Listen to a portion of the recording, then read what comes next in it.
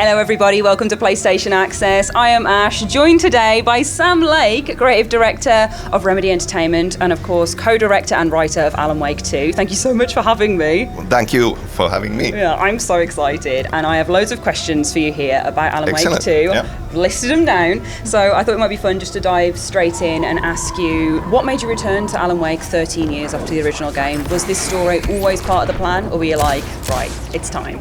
We always wanted to come back. Yeah. We would not have left the poor guy trapped in the dark place if there was no plan on coming back.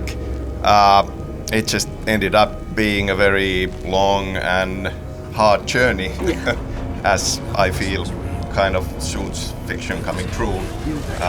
So we were trying to make a sequel many times over the years and creating new concepts for it.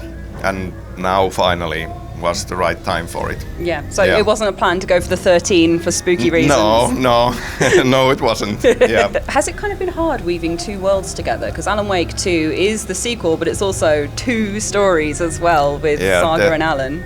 There are so many different things coming together in this one. It's a sequel, yes, but because there was such a long time in between them, we are reinventing many things in there, and there is a lot of ambition that we wanted to put into the interactive storytelling, and out of that comes the idea of a player being able to control the pacing in the sense of two worlds and two journeys, two characters side by side, but you decide how to proceed through it. That did take quite a bit of thinking and figuring out and a certain set of rules for the storytelling.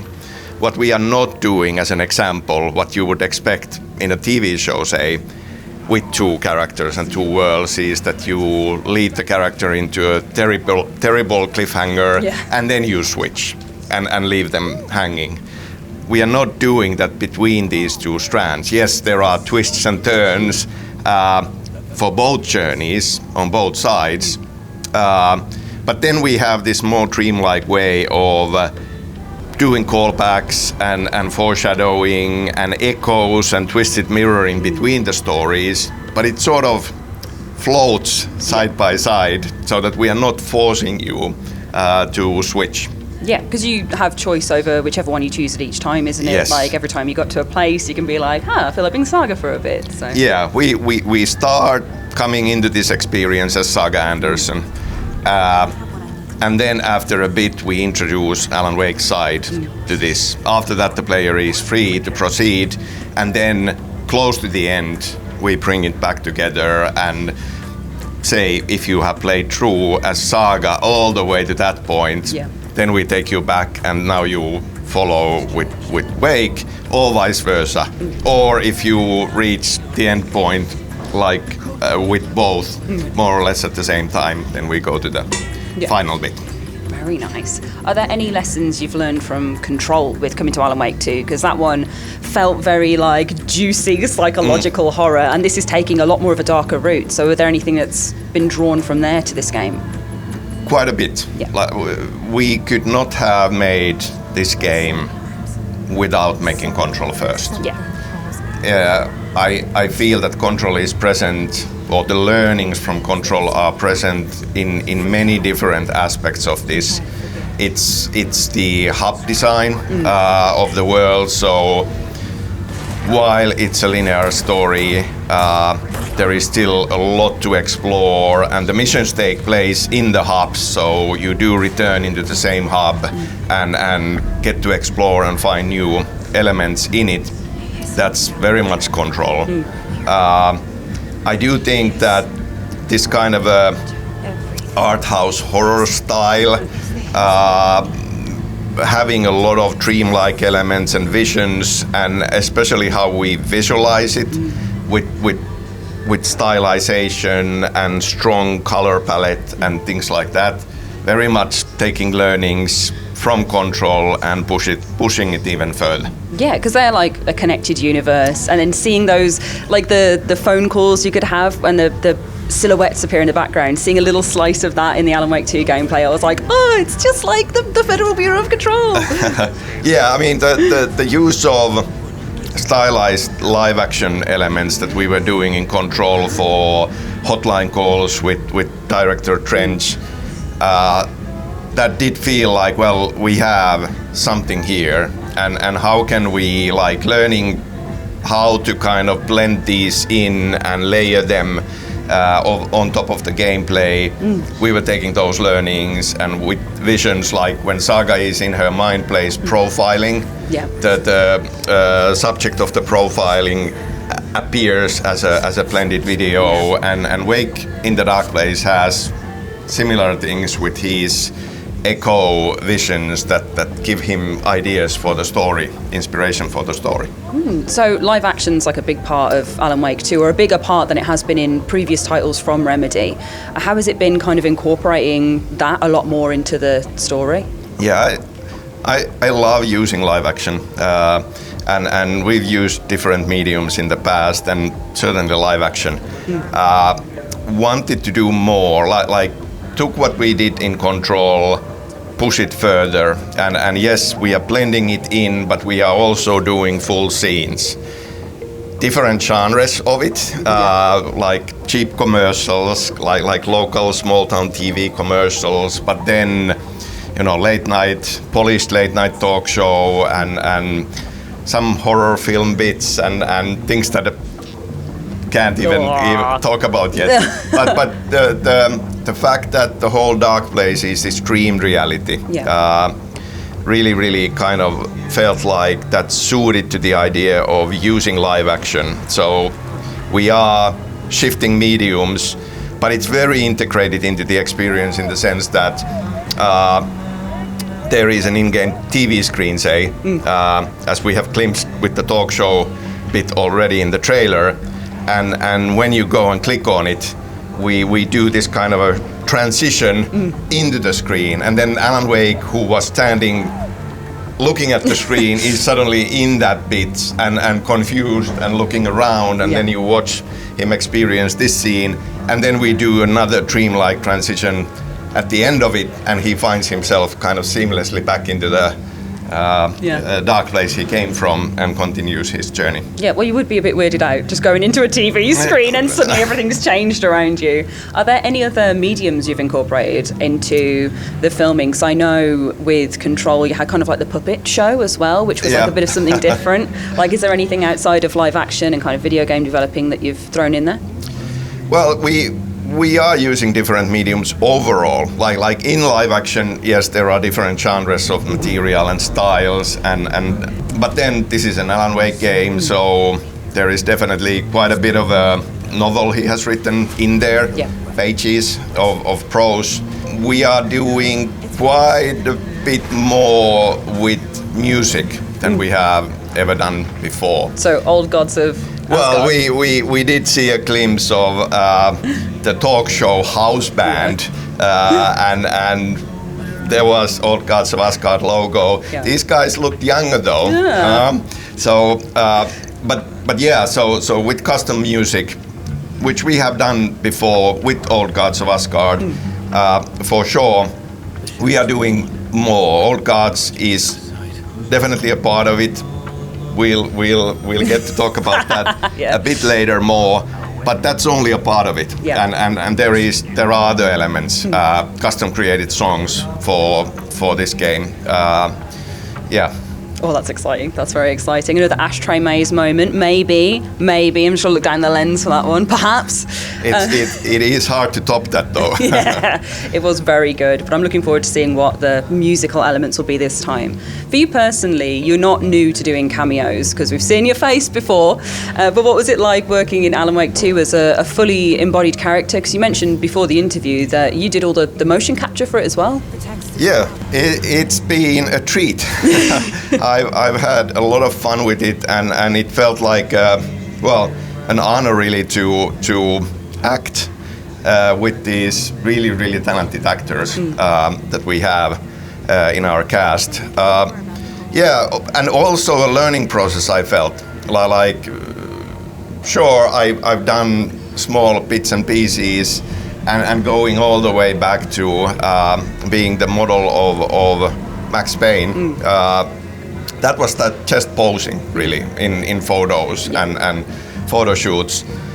But these days, it takes a lot more, like motion capture and performance capture and live action and all of these different elements coming in. I feel that in this production, I've learned a ton about writing and about directing as well, by having to be also in the role of an actor and going through all of that. Yeah, it's been fun. Yeah, oh man. Has it been kind of hard work to pick up those things, or do you feel like it's come naturally? Like, has Alex Casey just stepped into you? Yeah, it's, well, both, I would say.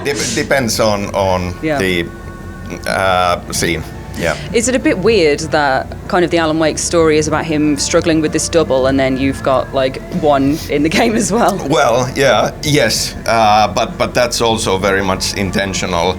There are a lot of, like, duality is a big theme, and there are a lot of doubles in this. With the two worlds side by side, and with the dreamlike nature. Yeah. On the live action pieces as well, video game development feels quite like iterative. It's very much kind of trial and error. You can go and reblock things, rework them. With live action, it's very much what you film is what you get. You can't just like move someone in the scene. Do you have to plan it beforehand, or do you just kind of film and then work from there? Plan it beforehand for sure. Yeah. Like I felt it came down to doing the majority of the live action production at the right time in the overall production, so that we were far enough and certain things were locked for sure. And as an example, we did build in the studio a few locations that we have virtually in the game. Oh wow! 1-to-1 essentially, and then we have them both in the game and both in the live action. Like Alan Wake's writer's room is one example. That's cool. Yeah. So it was more like figuring out the right time for it.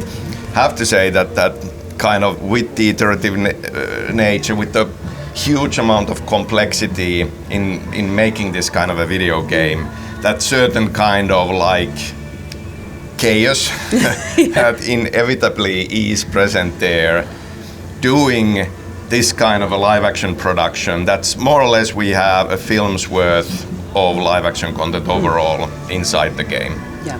It was wonderful in the sense that in how live action production works, it's very set, as you said, and there is a clear plan, there is a screenplay, that you plan everything carefully, you have the shoot days exactly, and everybody has their clear role. I mean, it's simpler in the sense that it's smaller. But yeah, it was fun doing that. Yeah.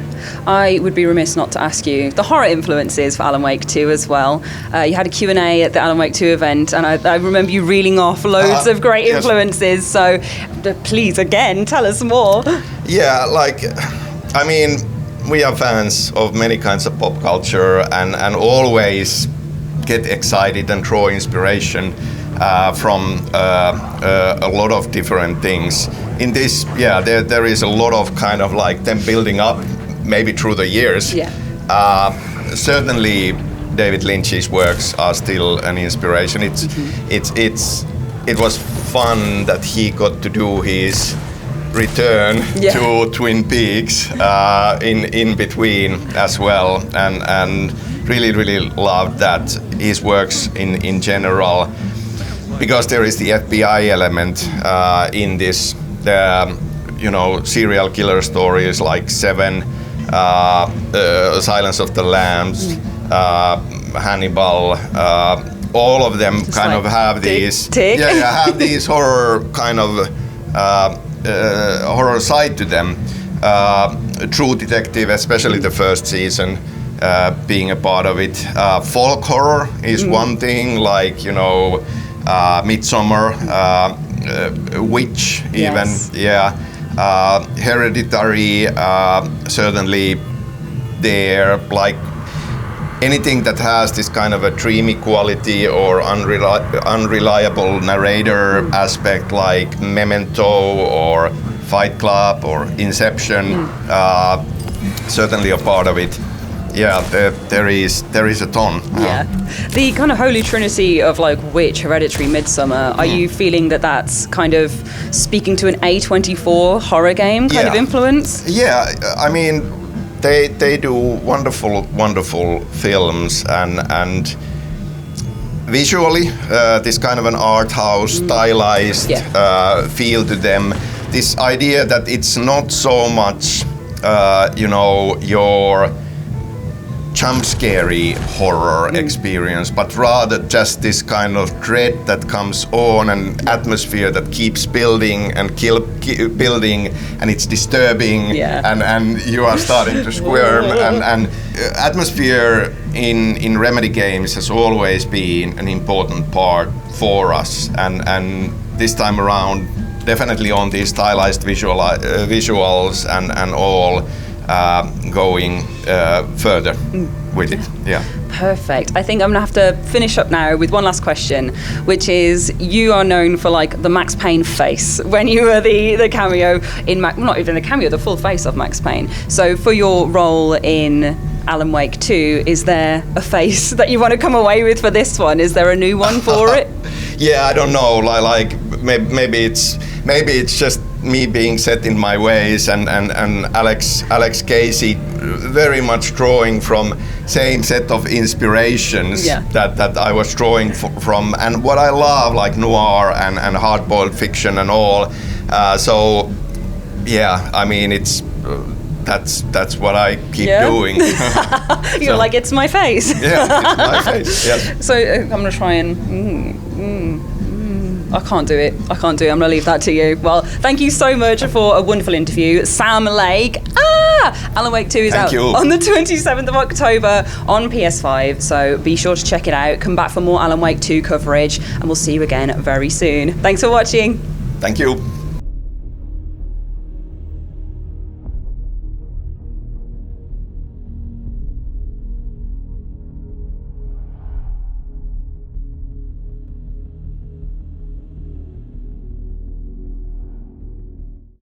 PlayStation